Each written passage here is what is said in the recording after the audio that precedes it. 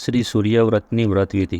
આ સૂર્યવ્રત રવિવારે સર્વ રોગોના દોષથી મુક્ત થવા માટે, આયુષ્ય વધારવા માટે અને મનોકામના પૂર્ણ કરવા માટે ભગવાન સૂર્યનારાયણની પ્રસન્નતા માટે લેવાય છે। વ્રત લેનારે નિત્યકર્મથી પરવારી આ પ્રમાણે સંકલ્પ કરવો: હું સૂર્યવ્રતમાં કહેલું સૂર્ય પૂજન કરું છું ને ગણપતિ પૂજન કરી પવિત્ર કળશની સ્થાપના કરું છું। સંકલ્પ કર્યા બાદ એક ત્રાંબાનું પાત્ર લઈ તેમાં સ્પષ્ટદલ કમળ રક્તચંદન વડે આલેખી ભગવાન આદિનારાયણનું પૂજન કરવું। પછી હજારો કિરણોવાળા તેજોમય સૂર્યદેવનું ધ્યાન ધરવું। પૂજા પૂરી થાય ત્યાં સુધી મંડળમાં સ્થિર થવાનું આહવાન કરવું। પછી સોનાના રત્નજડિત સિંહાસન પર બેઠેલા સૂર્યનારાયણ ભગવાનને કલ્પી નમન કર્યા પછી પવિત્ર ગંગાજળની અંજલિથી અર્ધ્ય આપવું। પછી ત્રાંબાના પાત્રમાં રાખેલા સુવાસિત ઉત્તમ જળથી આચમન કરાવવું। ત્યારબાદ પંચામૃત એટલે કે દૂધ, દહીં, ઘી, મધ અને સાકરથી સ્નાન કરાવવું। પછી 2 લાલ વસ્ત્રો ઉપવીત પહેરાવવા। પછી લાલ કમળ, જાસૂદના પુષ્પો ને રતાંજલિથી અક્ષત અને પુષ્પો લઈ અંગ પૂજા કરવી।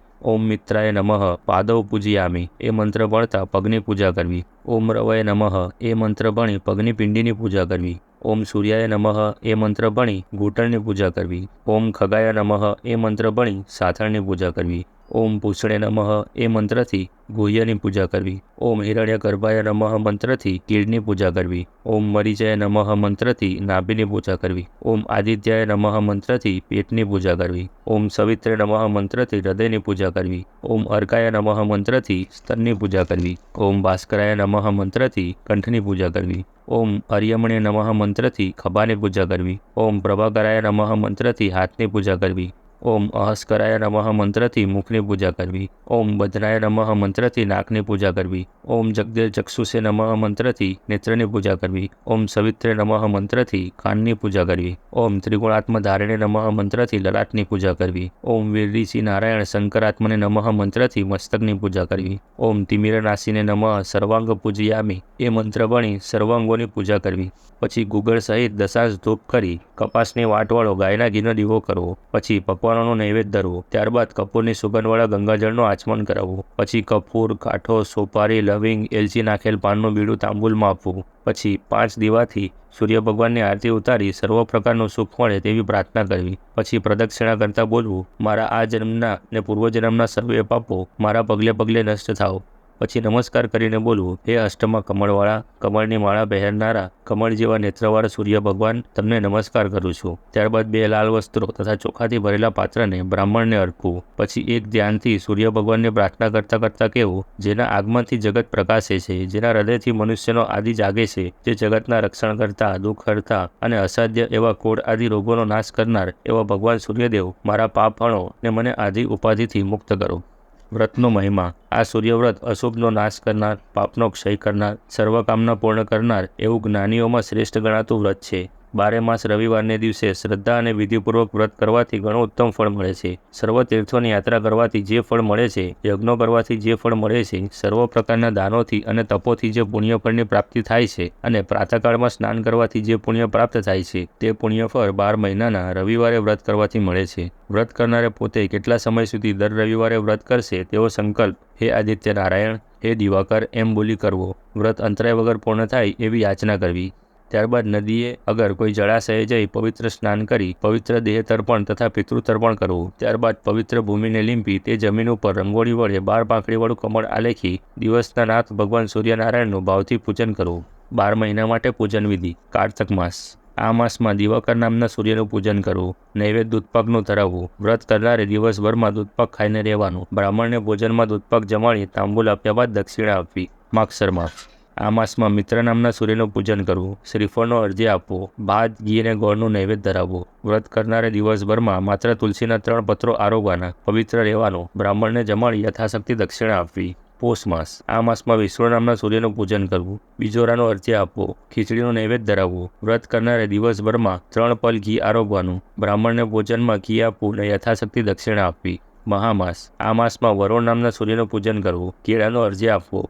નૈવેદ્ય પણ કેળાનું ધરવું। વ્રત કરનારે દિવસભરમાં 3 મુઠ્ઠી તલ આરોગવાના। બ્રાહ્મણને તલ અને ગોળનું ભોજન કરાવવાનું અને યથાશક્તિ દક્ષિણા આપવી. ફાગણ માસ. આ માસમાં સૂર્યનામના સૂર્યનું પૂજન કરવું, લીંબુનો અર્ધ્ય આપવો, નૈવેદ્ય ઘીને દહીંનું ધરાવવું. વ્રત કરનારે દિવસભરમાં 12 તોલા એટલે કે 3 ફળ દહીં ખાવાનું. બ્રાહ્મણને દહીં ભાતનું ભોજન કરાવવું અને યથાશક્તિ દક્ષિણા આપવી. ચૈત્ર માસ. આ માસમાં ભાદુ નામના સૂર્યનું પૂજન કરવું, દાડમનો અર્ધ્ય આપવો, નૈવેદ્ય ઘી પૂરીનું ધરાવવું. વ્રત કરનારે દિવસભરમાં 12 તોલા દૂધ પીવાનું. બ્રાહ્મણને મિષ્ટાનનું ભોજન કરાવી દક્ષિણા આપવી. વૈશાખ માસ. આ માસમાં તપન નામના સૂર્યનું પૂજન કરવું, દ્રાક્ષનો અર્ધ્ય આપવો, નૈવેદ્ય ઘી સહિત અડદના પદાર્થોનું ધરાવવું. વ્રત કરનારે દિવસભરમાં 3 વાર દહીં ખાઈ રહેવાનું. બ્રાહ્મણને ઘી સહિત અડદના પદાર્થોનું ભોજન કરાવવું અને યથાશક્તિ દક્ષિણા આપવી.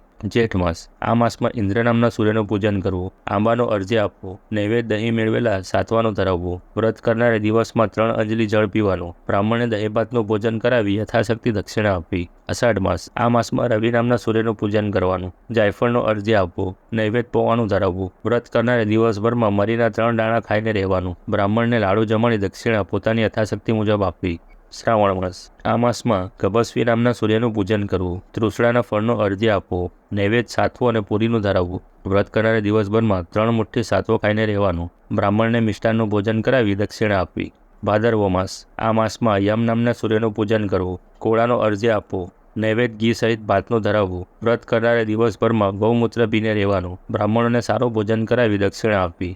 આસો માસ. આ માસમાં હિરણ્ય રેતા નામના સૂર્યનું પૂજન કરવું, દાડમનો અર્ધ્ય આપવો, નૈવેદ્ય સાકરનું ધરાવવું. વ્રત કરનારે દિવસભરમાં 12 તોલા સાકર ખાવાની. બ્રાહ્મણને દૂધ ને સાકરનું ભોજન કરાવી દક્ષિણા આપવી. વ્રત સમાપ્ત થયા પછી ઉદ્યાપન કરવું જોઈએ.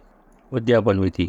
વ્રતની પૂર્ણાહુતિ બાદ ઉદ્યાપન કરવા માટે ગુરુની હાજરી જોઈએ. વ્રત કરનારે પોતાના ગુરુ બ્રાહ્મણને ઘેર જઈ તેમને નમન કરી વિનયથી કહેવું, હે ગુરુ મહારાજ, મારે સૂર્યવ્રતનું ઉદ્યાપન કરવાનું છે, માટે આપ મારા ઘેર પધારો. વ્રત કરનારની શક્તિ હોય તો 1 માસા પર સોનાની સૂર્યની મૂર્તિ કરાવવી, ચાંદીનો સુશોભિત રથ કરાવવો, સૂર્યની મૂર્તિનું અગનયુક્ત તારણ કરવું. ત્યારબાદ 12 લાલ અક્ષરનું 12 પાંખડીવાળું કમળ કરી તેની ઉપર છિદ્ર રહિત ગળાની સ્થાપના કરવી. તે ગળામાં 5 પ્રકારના રત્નો નાખવા. એ ગળા ઉપર ચોખાથી ભરેલું ત્રાંબાનું પાત્ર રાખવું. તે ગળા ઉપર લાલ રંગનું વસ્ત્ર નાખી પુષ્પની માળા પહેરાવી. ત્યારબાદ સૂર્યની મૂર્તિને અને તેની સ્ત્રી સંજ્ઞાને પંચામૃત સ્નાન, જળ, અખંડ સુંદર વસ્ત્ર, જનોઈ, ચંદન, પુષ્પો વગેરે સહિત 2 કસુંબી રંગના વસ્ત્રો લઈ પૂજા કરવી. તેની પાસે જળ ભરેલી 3 જારીઓ, કમંડળ અને પગરખા રાખવા. પછી 12 માસના સૂર્યના 12 નામો વડે 12 પાંખડીવાળા કમળની પ્રત્યેક પાંખડીમાં ક્રમથી પૂજા કરવી.